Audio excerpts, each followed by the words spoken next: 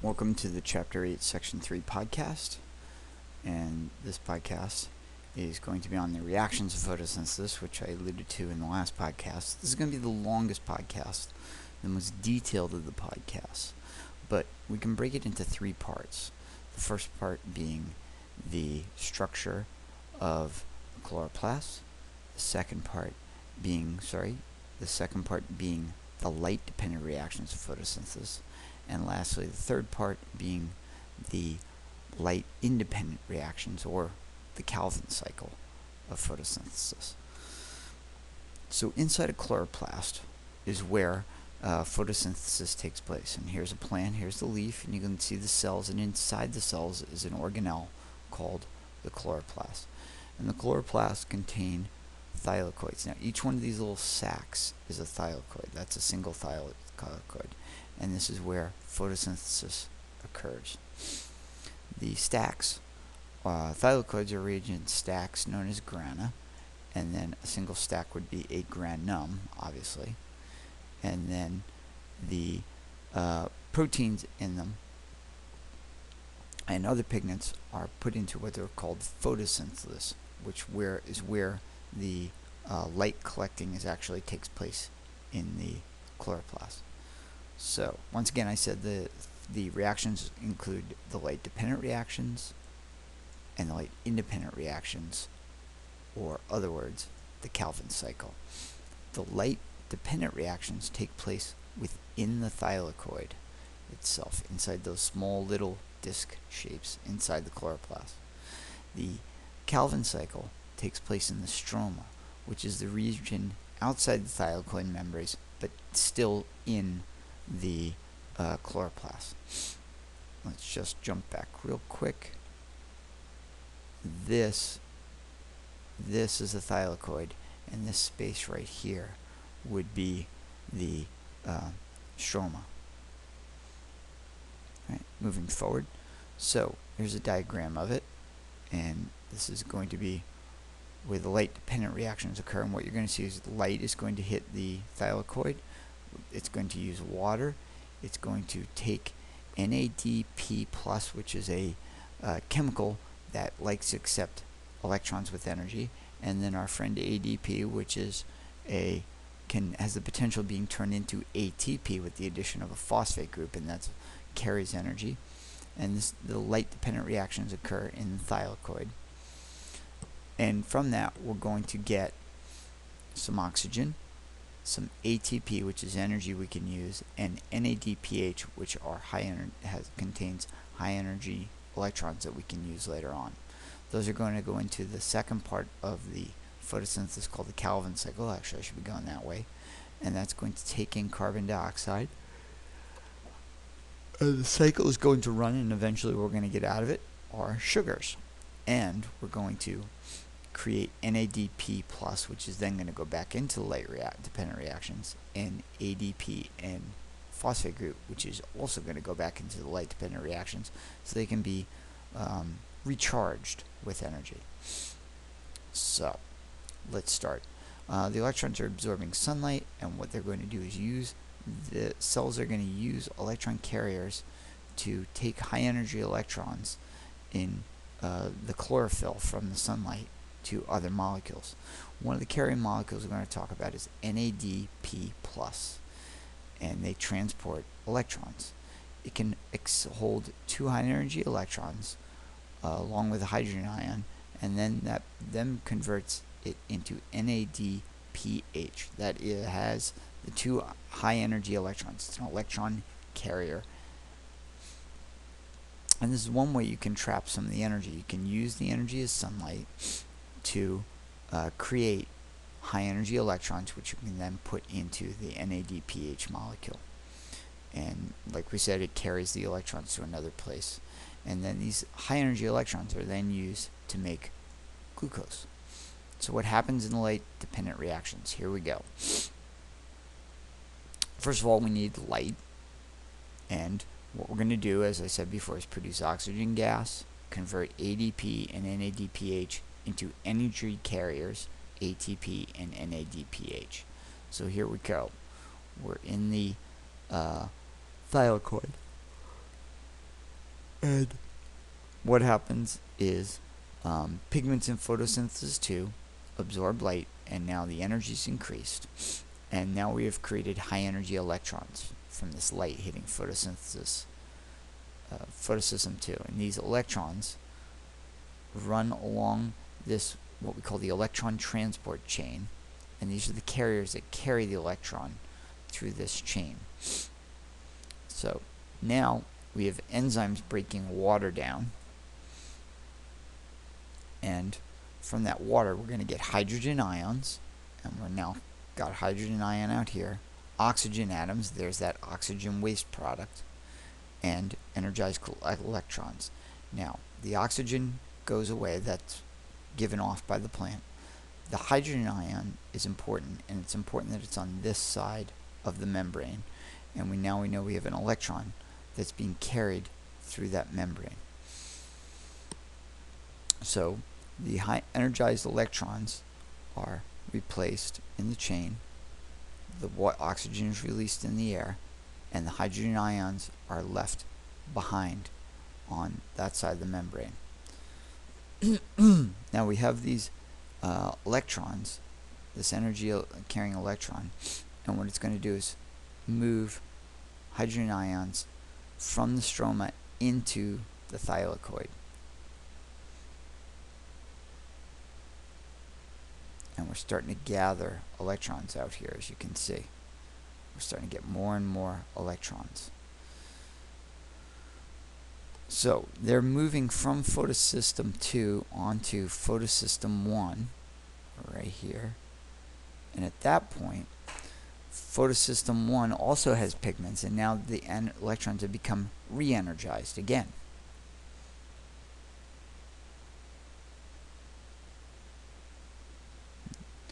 And these electrons then are picked up by NADP+ to become NADPH.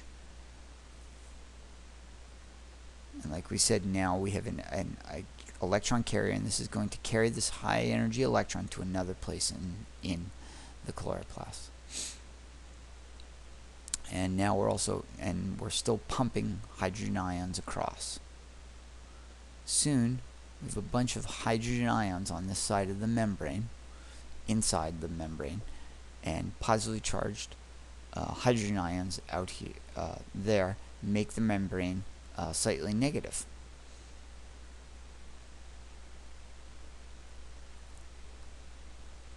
And now we now have a difference in charges. We have a gradient, and the hydrogen positively charged hydrogen ions are going to want to get across the gradient, but they can't get across directly. They have to go through there it is. Can't get across directly. It has to go through a protein called ATP synthase. And as you can guess, ATP synthase is going to make ATP. So the hydrogen ions can pass through. And as they pass through, it turns the ATP synthase like a machine. It rotates. And as it rotates, it binds ATP and a phosphate group, and now we've produced ATP. Here's that ATP produced. So as a result, now you can see we've created we've taken in water, taken in light, we've created oxygen. The electrons that were stripped off the water are used to create a hydrogen gradient, hydrogen ion gradient. We've used the high energy electrons, we've energized them again to make NADPH, which carries high energy electrons. The hydrogen ions, then positive ions, want to then go through ATP synthase, which causes it to rotate, and then we then are able to store a phosphate group onto ADP to make ATP. So here's our high energy electron and our energy in the form of ATP. And like we said, it produces it also allows us to move high energy electrons and ATP, both sources of energy that can be used. So once again, we use water, ADP, and NADP+, that goes into the light-dependent reactions, and out of it we get oxygen, ATP, and NADPH, which carries high energy electrons. Now, what we're going to do with these compounds is then they're going to be used to build, low energy containing sugars. So here we go, the last part of this section, the Calvin cycle. So we have a lot of chemical energy, but these are not very suitable for the cell to hold on to. They don't store very well. They lose the energy very quickly. So you got to use that energy before we lose it. And what we're going to use is put it into the Calvin cycle to build high energy compounds such as glucose that you can store for a long time. So once again, to produce high energy sugars, and the Calvin cycle does not require light. So we often call this the light independent reaction. They used to be called the dark reactions, which kind of implied they only occur during dark, but that's not true. They can occur in light also. So here we go. We start with 6 carbon atoms that are found in carbon dioxide. So here's where the carbon dioxide comes in. We have already in the cycle 5 carbon molecules here. So we have 6 of them. 6 5-carbon molecules, 6 1-carbon molecules, and they will combine to make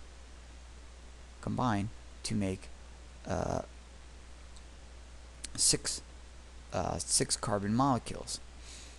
And as it goes through there, we're going to end up with 12 3-carbon molecules as a result. It goes from a 5-carbon molecule added to a 1-carbon molecule, briefly to 6 carbon molecules, and then into 3 carbon molecules.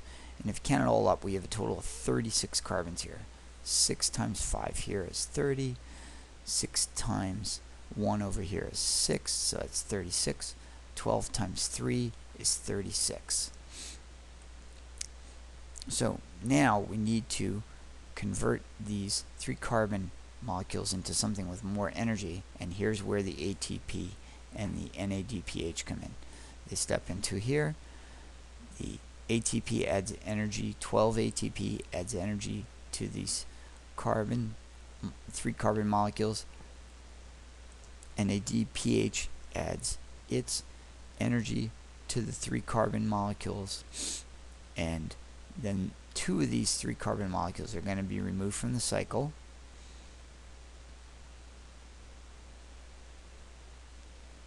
So now we have 10 3-carbon molecules here. We have 2 3-carbon molecules here, and they're removed. And then they are turned into a 6-carbon sugar. And if you remember before, let me change my pointer here. Remember before, I said that the equation for sugar was 6H12O6.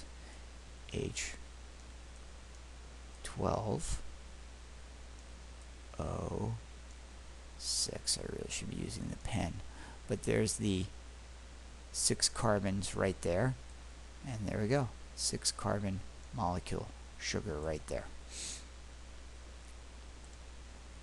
Now, what happens to the 10 3-carbon molecules that are left? Those are then 10 times 3 is 30. Those then go back into making the 6 5-carbon molecules. You add a little energy to it to create the 6 5-carbon molecules, and now we're right back into the start of the cycle. So these 2 sets of reactions work together to make glucose, make sugar. The light-dependent reactions trap the sunlight, and then light-independent reactions use that chemical energy from trapped in the sunlight to create high-energy sugars from the carbon dioxide in the water. So what kind of factors would help photosynthesis? Well, we would think having enough water, the right temperature, and also the intensity of light. And you can see the rate of photosynthesis goes up as the intensity of light goes up, and also as the temperature. There's an optimal temperature of around 40 degrees Celsius. It's an optimal temperature. And the colder it is, the less photosynthesis. The warmer it is, the less photosynthesis there is. And here's a big flow chart that shows us photosynthesis. I'll scroll through this.